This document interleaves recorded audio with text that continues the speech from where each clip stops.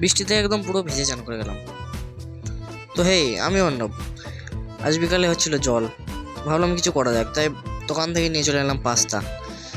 দোকান থেকে এসে পাস্তাগুলোকে সিদ্ধ করতে দেওয়ার পরে মাকে বললাম একটু আলু পেঁয়াজ কেটে দিতে।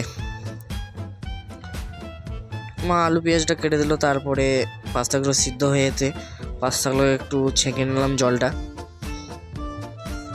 তারপরে কড়াইয়ে তেল দিয়ে পাস্তাগুলো এবারে তৈরি করবো পাস্তাটা। তো প্রথমে জিরে লঙ্কা দিয়ে আলু পেঁয়াজগুলোকে ভেজে নেব। আলু পেঁয়াজগুলো যতক্ষণ কে ভাজা হচ্ছে, আমি সস আর সয়া সসের একটা মিশ্রণ করে নেব।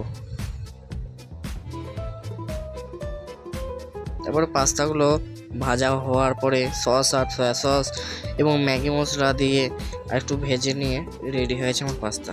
খেয়ে দেখি কেমন হয়েছে, চলো। তো টেস্ট করার পরে একদম দেখলাম ওয়াও হয়েছে। আজকের ভিডিওটা এই পর্যন্তই। তোমরা লাইক করো।